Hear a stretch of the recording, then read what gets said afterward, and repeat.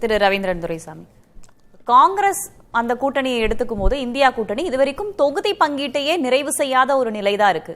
பாஜக அவங்களோட தேசிய ஜனநாயக கூட்டணி தொகுதி பங்கீடாவது முடிஞ்சது, தொகுதி பங்கீடு கூட நிறைவடையாம இருக்கு. வாக்கு திருட்ட முன்வைக்கிறாங்க, மக்கள் கிட்ட நேரடியாக பேரணியாக செல்கிறார்கள், பரப்புரை செய்கிறார்கள், ஒற்றுமையாக இருப்பதாக பேட்டி கொடுக்கிறார்கள். ஆனா தொகுதி பங்கீடே நிறைவடையாத நிலை. அதை விட முக்கியமான விஷயம், ஒரே தொகுதியில காங்கிரசும் வேட்பாளர்களை நிறுத்தி இருக்கு, இவங்களும் வேட்பாளர் நிறுத்திருக்காங்க, ராஷ்டிரிய ஜனதா தளமும்.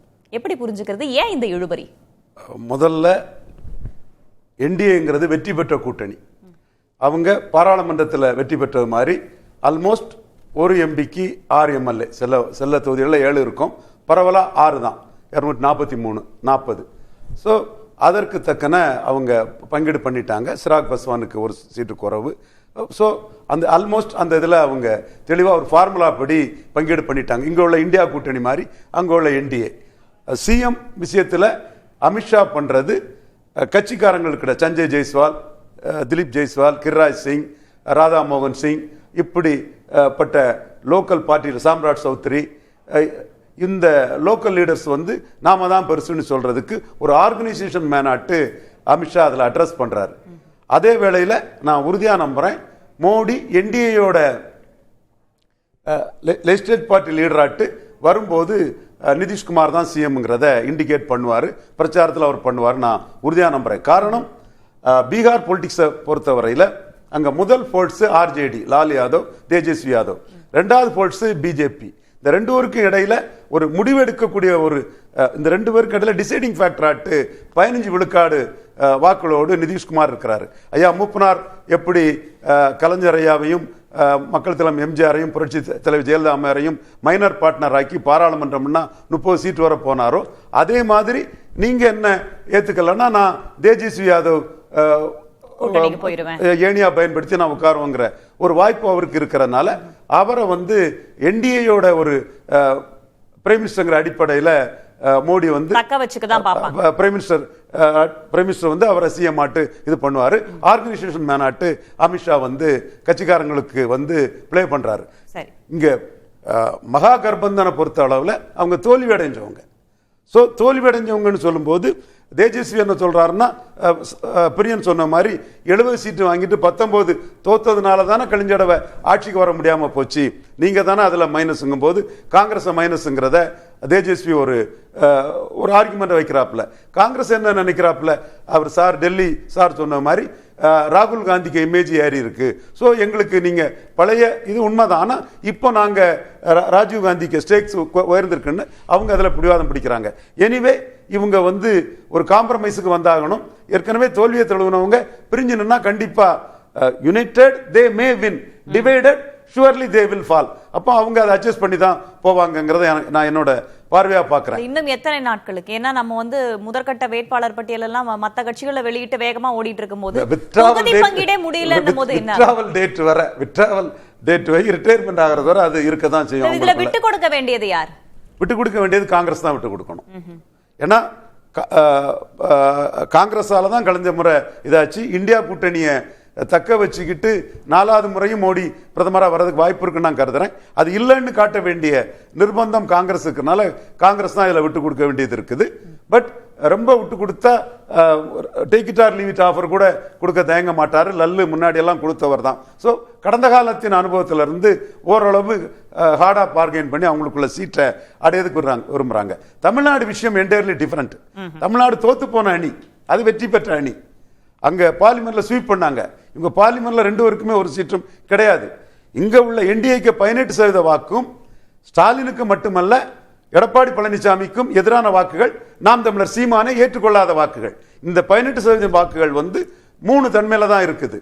ஸோ இது எப்படி மெட்டீரியலைஸ் ஆகும், இது எப்படி இவங்க அலைன்ஸ் போர்ஸ் பண்ண போறாங்கிறது வந்து பீகார் மாதிரி இல்லை. இது தோல்வியை தள்ளி அணியினால இது மிகப்பெரிய பிரச்சனைகளையும் மிகப்பெரிய சிக்கல்களையும் உருவாக்கும். என்டிஏல இருக்கக்கூடிய தினகரனும் தென் ஓபிஎஸும் டிஎம்கே ஆப்ஷனே ஓபன் பண்ணிட்டாங்க, இந்தியா அலைன்ஸ் ஆப்ஷனை ஓபன் பண்ணிட்டாங்க. அதிமுக அலைன்ஸ்ல இருந்த இவர் முபாரக் திமுக அலைன்ஸ்ல சேர்ந்துட்டாரு. தேமுதிக டிஎம்கே அலைன்ஸே ஓபன் பண்ணியிருக்கிறாங்க.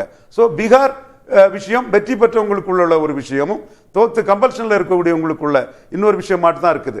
அவங்களும் ஒரு மக்களவையில் அணியா நின்னாங்க. இல்ல இப்ப காங்கிரஸ் வந்து அங்கேயும் அதிக தொகுதிகளை டிமாண்ட் பண்றாங்க, இங்கேயுமே வந்து வெளிப்படையாகவே பல தலைவர்கள் சொல்லியிருக்காங்க இந்த எலெக்ஷனுக்கு நாங்க கண்டிப்பாக கூடுதல் தொகுதிகளை கேட்போம் அப்படின்னு சொல்லியிருக்காங்க. எங்களுக்கான ஆட்சி அதிகாரம் வரைக்கும் அவங்க பேசுறத பார்க்க முடிகிறது. கடந்த முறை 25 தொகுதிகளை கொடுத்து 18 தொகுதிகளை வெற்றி அப்படின்னும் போது எங்களுக்கு கூடுதல் தொகுதிகளை கேட்போம்னு வெளிப்படையா சொல்லும் போது அந்த தொகுதி பிரச்சனை இங்க வராதான்னு கேட்கிறேன். இங்க 2019 இதே பிரச்சனை ஸ்டாலினுக்கும் இவங்களுக்கு இடையில வந்தது. சுமுத்தா போகுங்கிற நம்ம கருத்துப்படி அது சரியாச்சு. 21 ஒரு எம்பிக்கு 3 எம்எல்ஏன்னு முடிவாகுங்கிற ஒரு ஃபார்முலா நாம சொன்னோம். அவங்க அதை டிக்ளேர் பண்ணிக்கிட்டாங்க. இப்பவும் அவங்க வந்து ஸ்டாலின் கொடுக்கிறது எம்பி போஸ்ட் எம்எல்ஏ போஸ்ட்னு இருக்கிறதுனால ஆல் இண்டியா சென்ட்ரிக்காட்டு ஸ்டாலினுக்கு 22 எம்பிக்களும் முக்கியங்கிற ஒரு சூழ்நிலையிலும் கடைசியா கன்னியாகுமரி தவிர எங்கேயுமே டெபாசிட் இல்லாத மக்களவை தேர்தலிலே 4% வாக்கு பலம் கொண்ட ஒரு கட்சிங்கிற அடிப்படையிலும் காங்கிரஸ்காரங்க வந்து 19-21 பேசின மாதிரி பேசிக்கிட்டு கடைசியா வந்து அவங்க ஒரு செட்டில்மெண்ட்டுக்கு திமுக கூட வருவாங்கன்னு தான் நான் இங்க தமிழ்நாட்டில் பாக்குறேன். அந்த 2019 தேர்தலை 2026 தேர்தலோட ஒப்பிட்டு முடியுமா? அதுல வந்து வேற போர்ஸ் கிடையாது. டிஎம்கே ஏடிஎம்கே சீமான் இருந்தாரு. இப்ப விஜய் அப்படின்ற போர்ஸ் உள்ள வரும்போது அது தொடர்பான செய்திகளும் வெளியாகும் போது அதனால எதுவும் மாற்றம் ஏற்படும்? விஜய் வரக்கூடியது எல்லாமே ஏட்டு சொரக்கா காகித புள்ளி மேட்டர் தான். எதுவுமே காங்கிரீட்டா எதுவுமே இல்லாத பொய்கள் வதந்திகள். 8.2 சீமான் நிரூபிச்சிட்டாருங்கிறத ஏற்றுக்கொள்ள முடியாதவங்க பரப்பும் வதந்திகளாக தான் நான் பார்க்கிறேன். அது காலம் பதில் சொல்லும். நான் சொல்றது சரியா வரும்.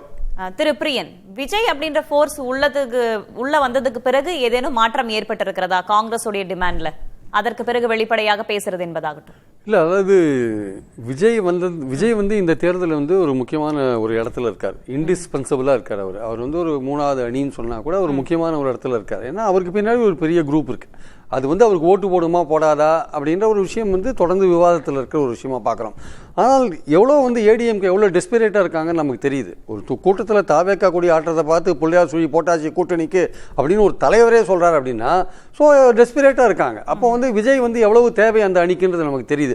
இப்போ பேச்சுக்கள் எப்படி போயிட்டு இருக்கு பாருங்க. தாவேக்கா அதிமுக பாஜக கூட்டணி அமையுமான்ற ஒரு பேச்சுக்கள் இங்கே போயிட்டு இருக்கு. அதே சமயம் விஜய் வந்து காங்கிரஸோடயும் வந்து ஒரு க்ளோஸா இருக்கார்.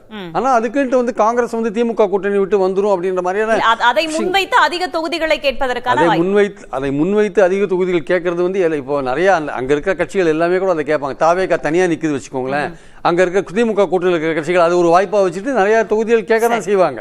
காங்கிரஸுக்கு இன்னும் கொஞ்சம் விஜயோட கொஞ்சம் க்ளோஸா கனெக்ஷன்ஸ் இருக்கு, அது வேற விஷயம். ஆனால் அவர்கள் கூட்டணியின் இந்த வந்து திமுக கூட்டணியை விட்டு இந்த எலெக்ஷன்ஸ்ல அவங்க போறதுக்கான வாய்ப்புகள் கிடையாது. ஆக்சுவலா வந்து இடங்கள் அதிகமாக கேட்கறதுக்கு வேணா காங்கிரஸை பயன்படுத்திப்பாங்க. இப்ப நிறைய பேர் வந்து காங்கிரஸ்ல பேசுறாங்க இல்லையா, அவங்களுடைய நோக்கம் என்னவா இருக்கு, அதிகமான இடங்கள் கிடைக்கணும்ன்றதான் நோக்கமா இருக்கு ஆக்சுவலா.